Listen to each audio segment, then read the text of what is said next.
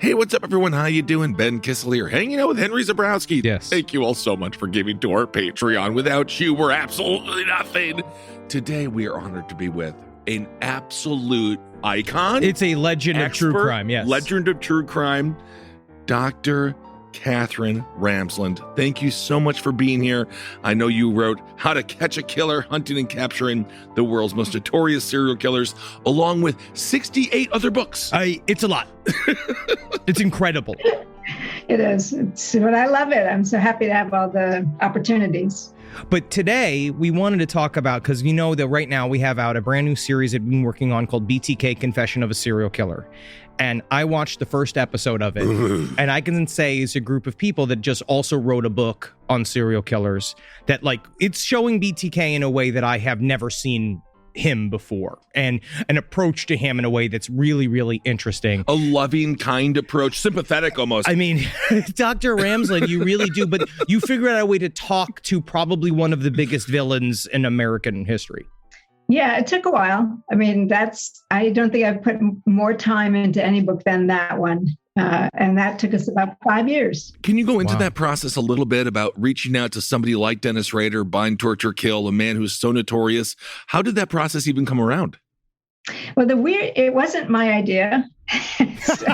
You weren't like, ooh, I hope Dennis says hello. Yeah. What? I wish upon a star every night that BTK shows up at my window, and he did. It was an odd convergence of things. I was writing a book that looked back over 100 years on mental health experts who had taken a lot more time to spend with extreme offenders, mass and serial killers, to learn a lot more about them. So they'd spend weeks, months, years. So I had just published that book called The Mind of a Murderer. And then I saw this woman on Facebook who had claimed in 2005, when Rader was arrested, that she was going to be writing a book with him.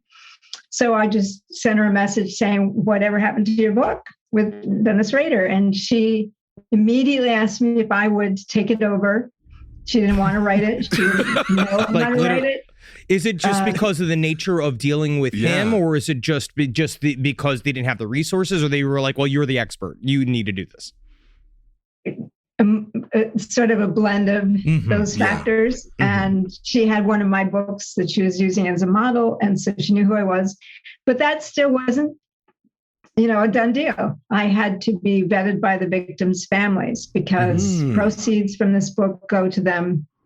And also, they did not want a book about him or with him or by him, but they knew it was inevitable, so they wanted some control over the type of book.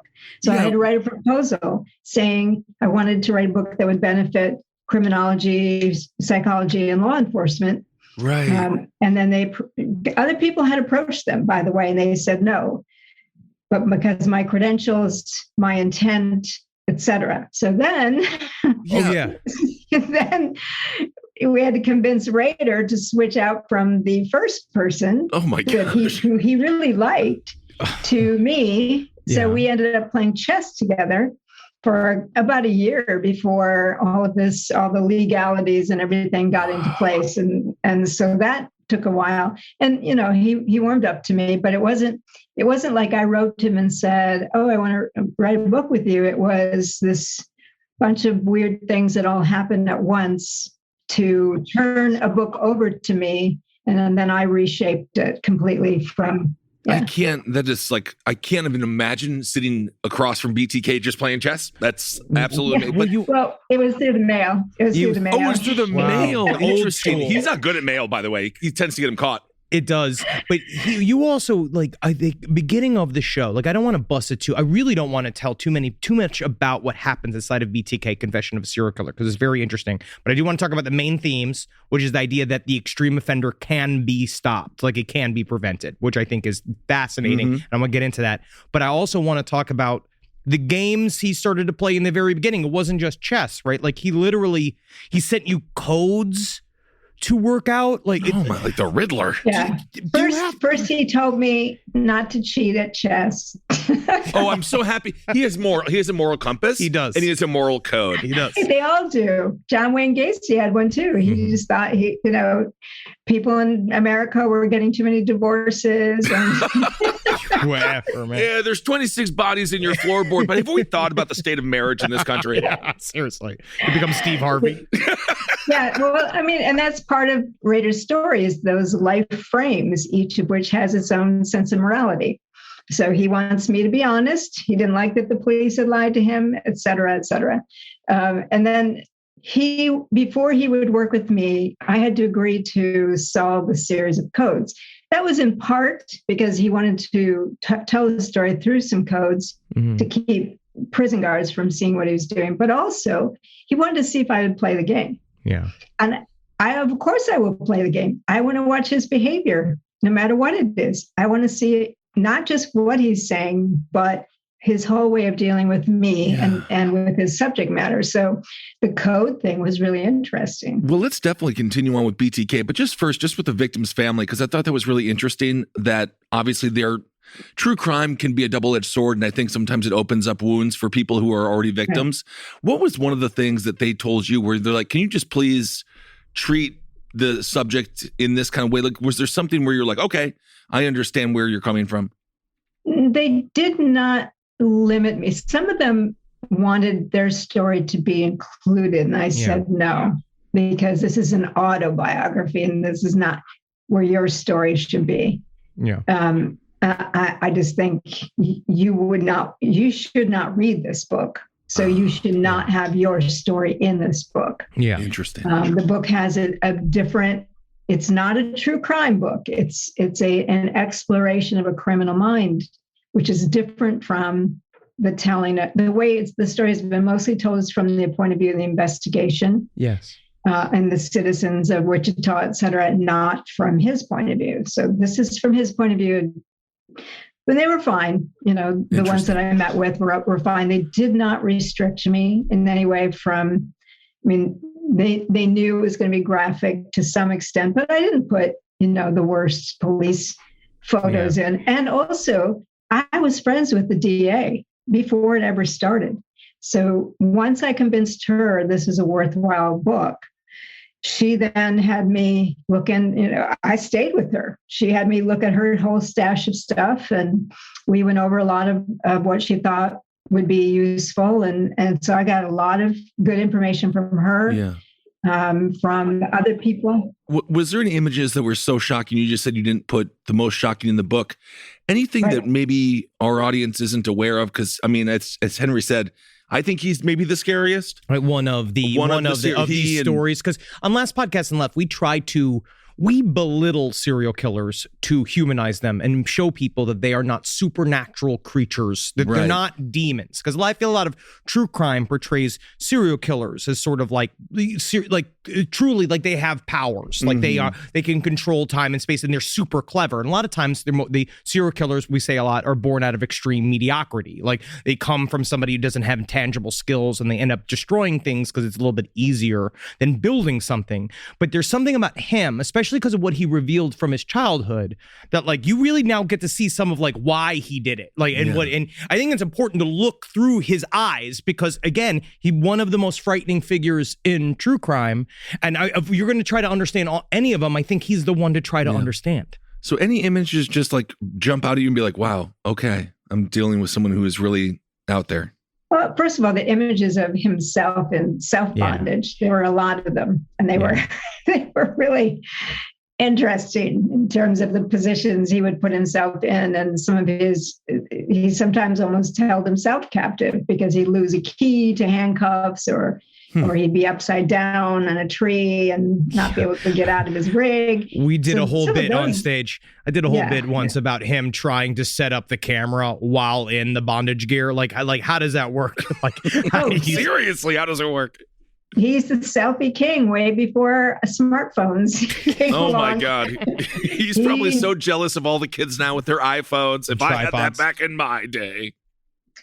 They have tablets in the prisons now. So, no, he had a remote control thing all rigged up with his Polaroid camera. So he figured out how to do it. So the camera is set up, and then he would just use the wire to take the picture. And he had a lot of them. But the shocking was the victims' families. Yeah. I mean, I think if you read the descriptions, you can probably figure out what the pictures would be. The crime scenes are awful, and he did that on purpose too. I imagine in many ways is that he liked leaving an impact, and he knew that he was creating layers of trauma too, right? Like he knew that the cops would be fucked up seeing it, and anybody else who saw it would see how serious a bad guy he was. He wanted to terrorize Wichita. He wanted to command their attention. And now remember, 1974, that's even before we know much about Bundy. It's January 74, not July 74. Yeah. So we don't really know much of anything about serial killers. There's been the Boston Strangler. We've had the Manson and, a few other stories, but nothing like this invading person who's in your home. And he wanted to hold Wichita in terror. He wanted that feeling of domination and control over his immediate town. Rise from your grave. People ask me all the time, Henry, why do you use Babbel? And it's a fairly simple story. Just get into a time machine, go back to 1997. Imagine yourself as a 13-year-old ginger, chubby boy with a yearning for the stage and the talent to match. A star, wrapped in a sex symbol, yet to be matured enough to be accepted legally by the American public. And I was in the final rounds for this little film. It was a biopic. I'd made it through all the dance rehearsals incredibly, impeccably. The acting, I was there. It was for a film called Selena. And then came the Spanish test. And I got to say, I got less than good results, if you know what I'm saying. But nevertheless, it went and became an iconic role for Jennifer Lopez. And good luck to her and whatever the hell she is up to now. But if I just had Babbel then, you might be talking to the Polish Selena that the people really wanted. Now is the perfect time to start Babbel for all of your summer travels or your audition needs. Babbel is the language learning app that sold more than 10 million subscriptions, with addictively fun and easy bite-sized language lessons for wherever you are in your language learning journey. I know I was far behind Jennifer Lopez, or J-Lo as some of the people from the streets call her. See, with Babbel, you only need 10 minutes to complete a lesson, and J-Lo had at least 20. Unlike other language learning apps, Babbel lessons are created by over 150 language experts, not just some guy named Dave. You know what I mean? I mean, it could be a guy named Dave, but just some guy teaching you language. You never know what he's throwing in there, all of his private little jokes. With Babbel, you can choose from 14 different languages, including Spanish, French, Italian, and German. Plus, Babbel's speech recognition technology helps you to improve your pronunciation and accent. And in addition to Babbel's lessons, you can access podcasts, games, videos, stories, or even live classes. You'd be crazy not to join Babbel.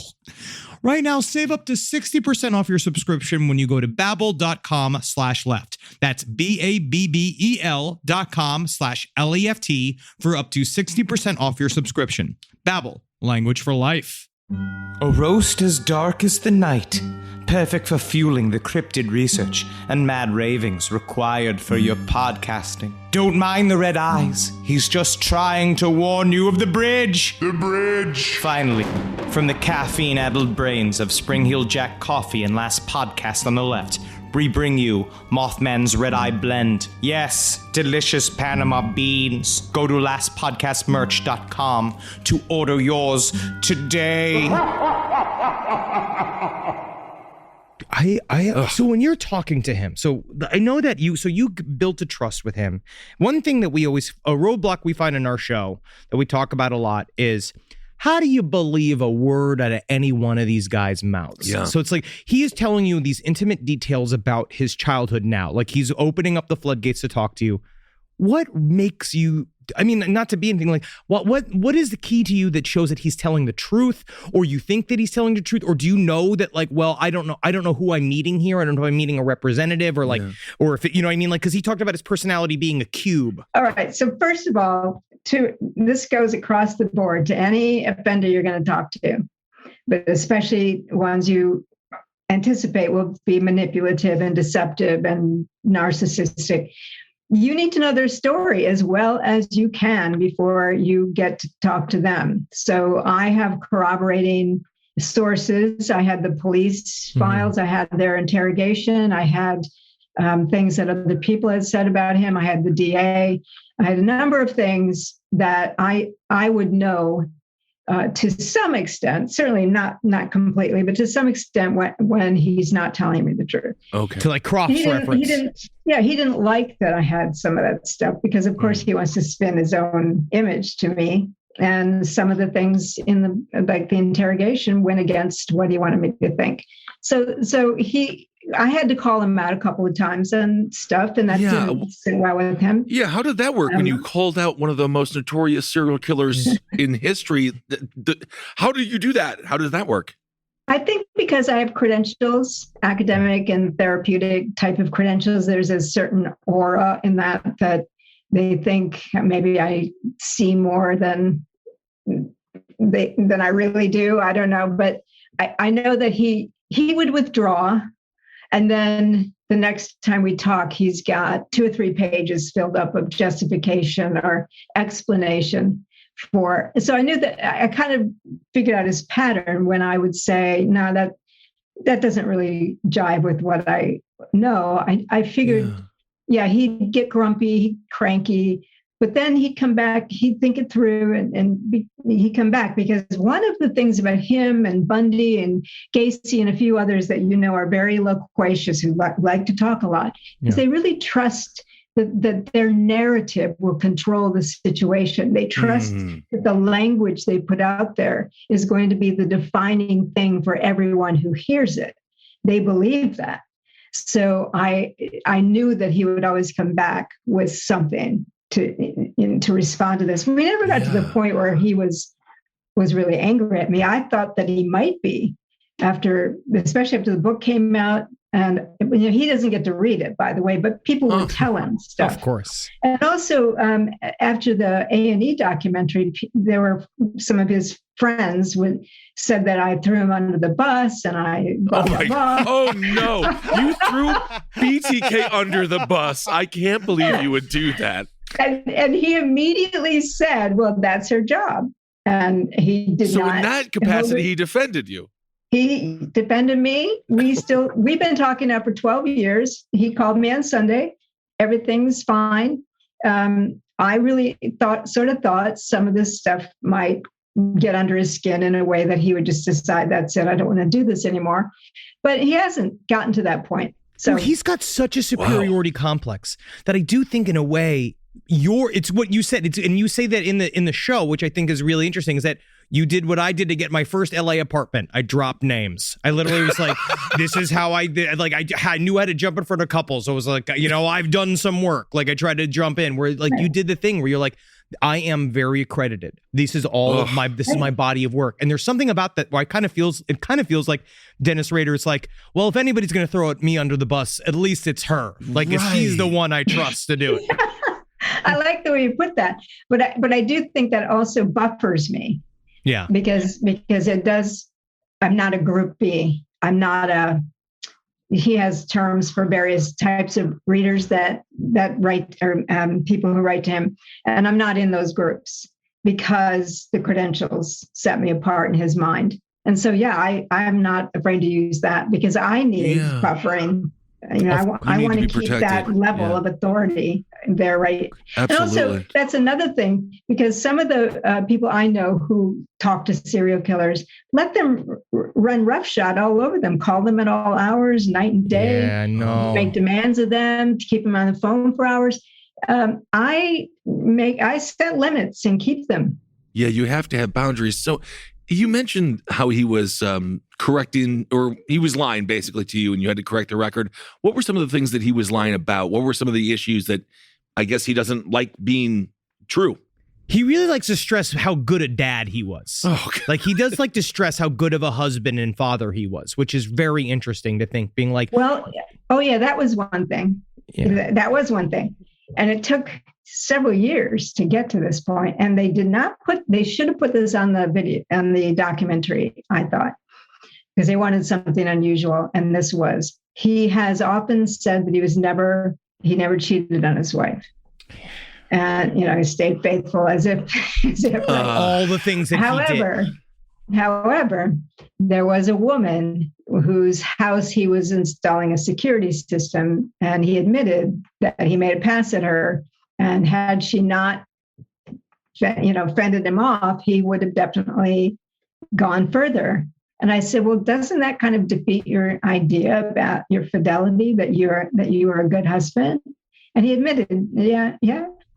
But he has that compartmentalizing thing, right? The cubing thing. The cubing's so fascinating. Each side of the cube doesn't really care what the other side does. Right. Yeah. But that's interesting. So for him, obviously being a good Christian man, he's very pious. So for him, that's a deal breaker. You don't commit infidelity. That's the psychology is so fascinating with these people because they do have morals, and then meanwhile they're also doing the most atrocious things of all time. So they have codes almost. They have codes, yeah. And going back to that, when you were corresponding with him and you just said you spoke on Sunday, what was that first process like when you received something from him? Do you feel like there was a certain amount of like energy attached to it? Like, wow, this is coming from a notorious killer. That's so amazing. I just wrote a blog about that very thing yesterday. Nice. Yes. I still got it. I talked about the aura that seems to transfer when you first, especially the first letter. The first letter really stands out. There's something. This is a serial killer, right? Yeah. And so he's not the first serial killer. That's the one thing. I mean, that's the thing. You've talked to a lot of these losers. Like you've talked to, The very, very, very first one was over about 25, 26 years ago, maybe more than that. And that envelope was really startling. And I was just getting into this field. I had been teaching philosophy at Rutgers, so this was all very different for me. And getting that envelope just seemed to have that aura. Like, and who sent that not one? Like the telephone bill. That is an envelope that contains something. And so with Rader, I think the first time because as you know, this arrangement was unusual, and so I was awaiting his. I had mailed him first to introduce myself and that I'm the one who's going to take this over. And so the first letter back was obviously momentous. A lot was at stake. He could have said, no way. I'm not letting you do this. Or, but he was very polite. And one thing about him that is different from some of the other killers who I've seen dealing with associates is he's polite. He does not use vulgar language. He recognizes limits I've set. He always treats me respectfully. That first letter set the tone. It was respectful, appreciative. He wanted to play chess, let's get to know each other, and do the codes. So he kind of laid out the groundwork to see what I would do. Yeah. But I was game for anything, because when you're doing psychology, you want all the layers, all the behaviors, even if it's lies and manipulation, you want all of it. Because there's a lot you can tell from somebody about how they lie, what they lie about, right? Like how they approach subjects.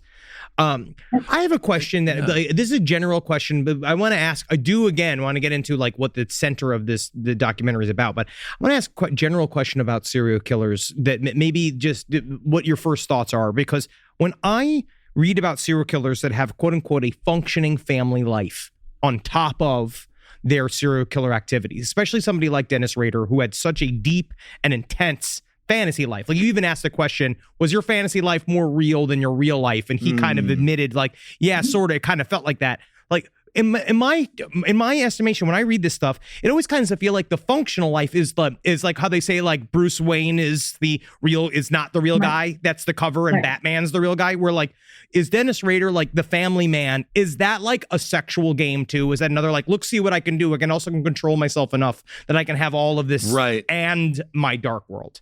No. Okay. I don't think so. Yeah. Do you think that it's like, so it was genuine for him? It was genuine, and also he's falling into place. And what he's trained up to do in America's Midwest is you go to church, you get You find a woman who'll make a good wife and mother. You have the children, you get a job, you support them. He was going through the whole menu that he was trained that this is what you do. So that, and he'd just come back from military service, met Paula.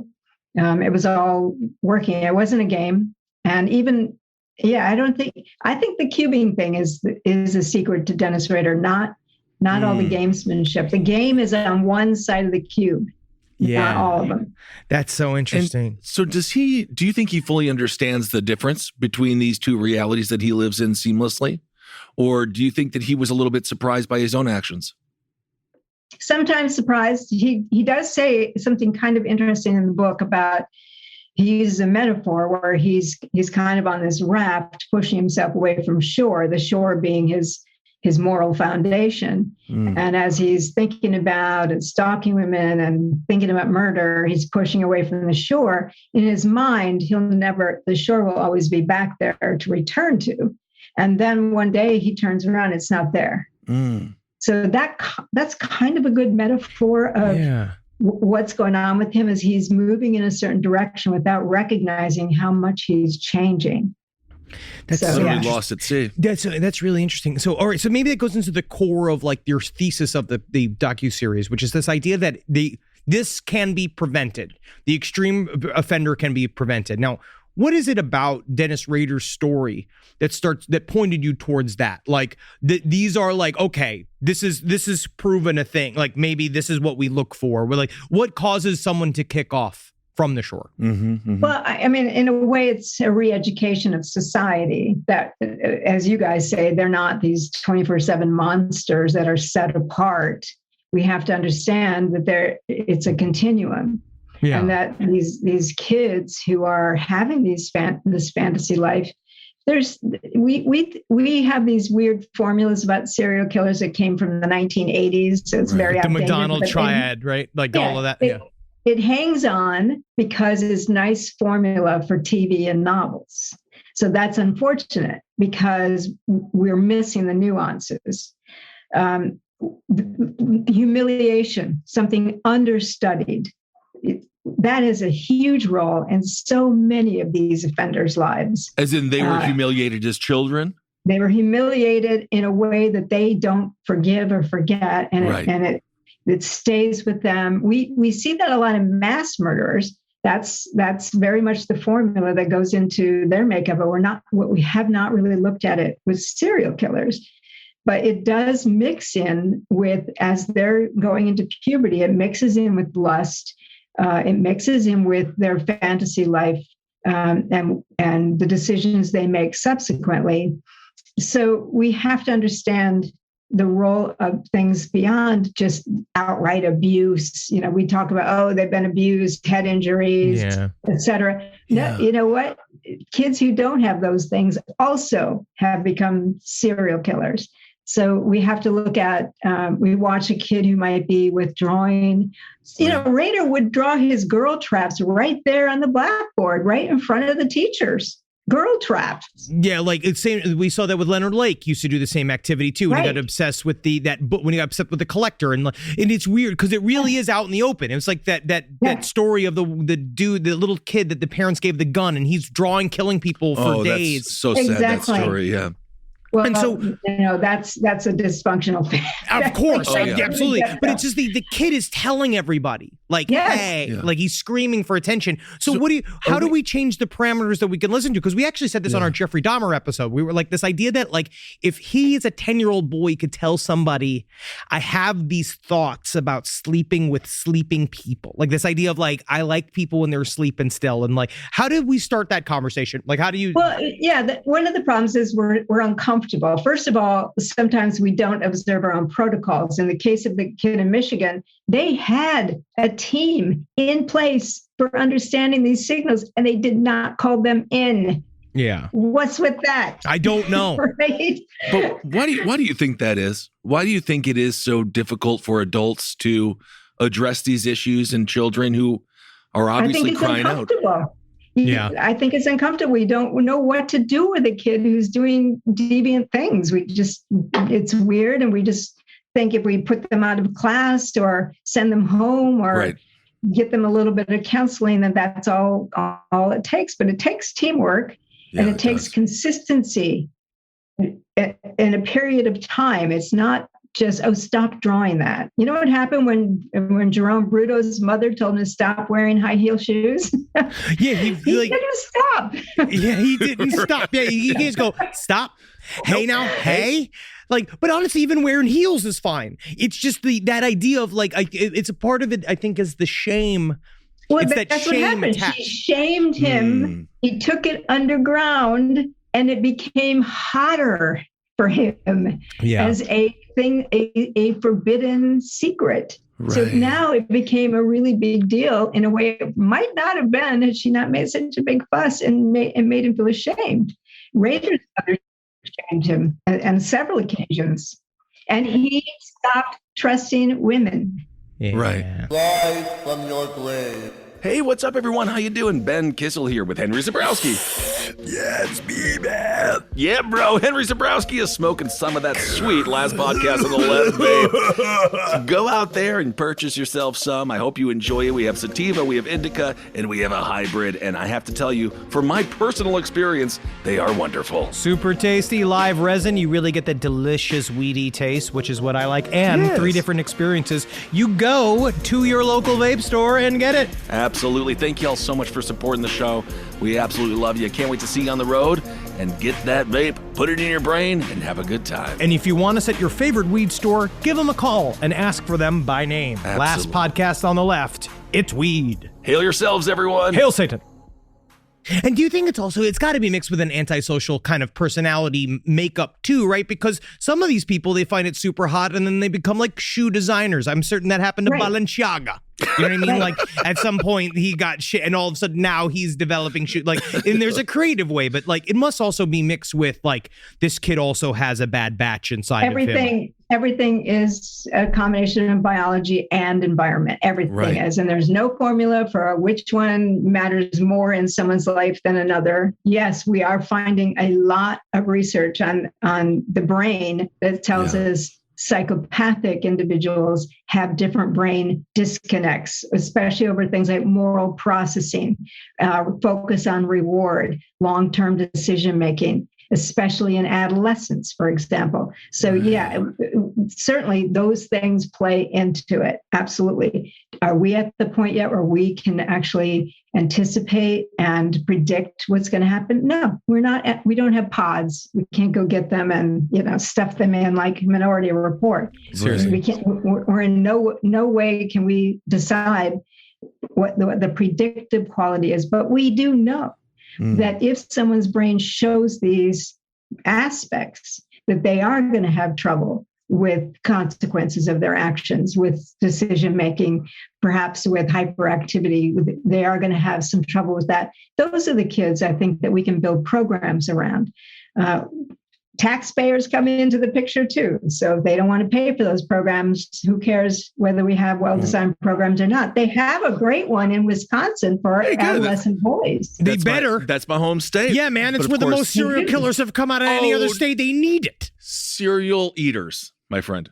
That is Wisconsin. And of course, the education system has been gutted, which has been very unfortunate. So perhaps our audience already knows this, but it's newish to me. The McDonald triad is no longer considered to be accurate, correct?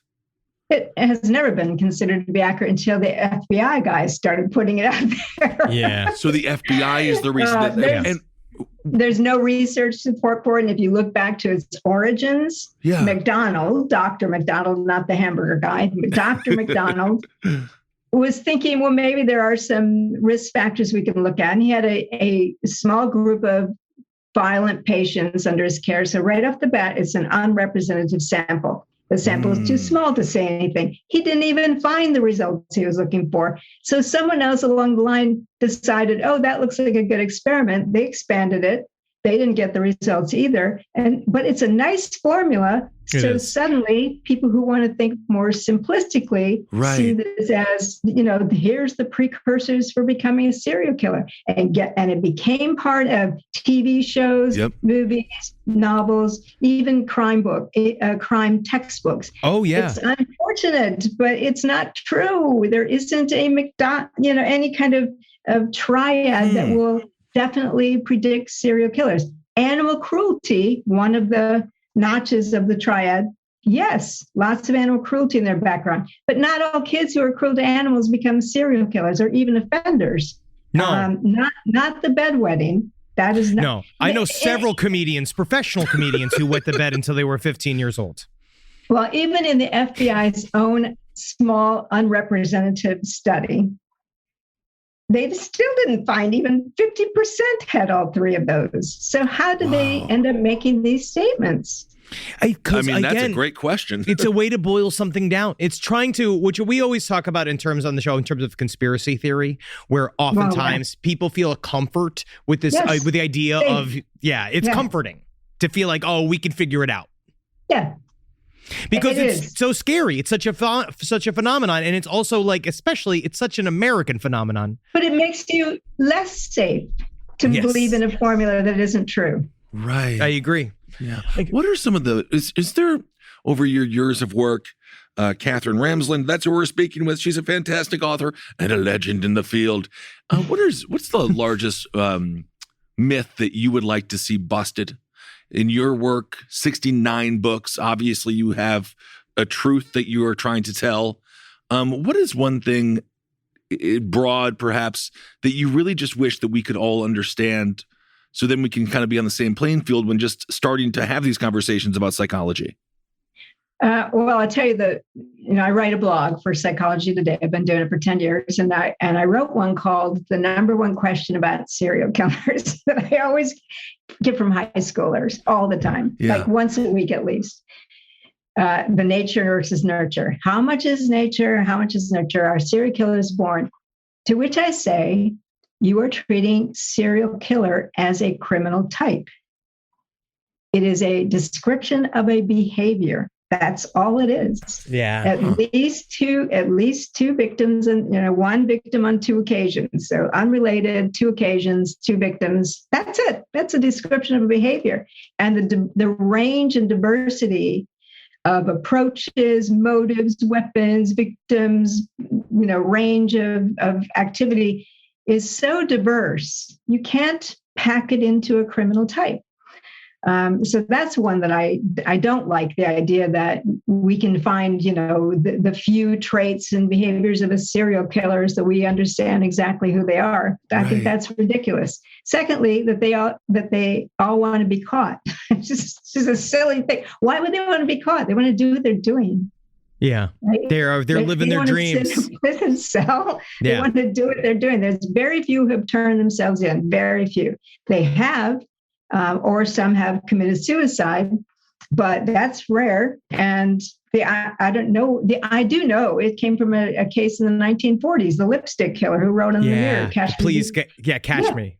And it's partly too because people want to believe serial killers have a conscience, and so they feel terrible about what they've done.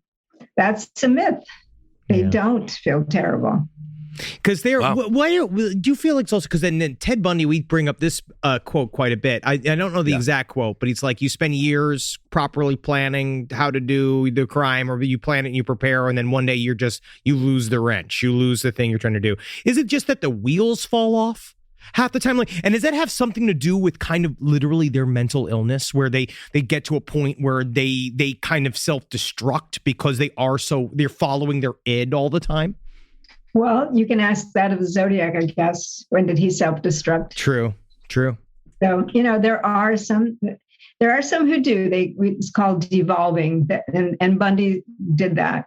But he's become sort of the prototype, and he's just, but he's only one case we have over 5,000 documented. We don't even have all of them, because who knows what goes on in other countries in terms of documentation and investigation.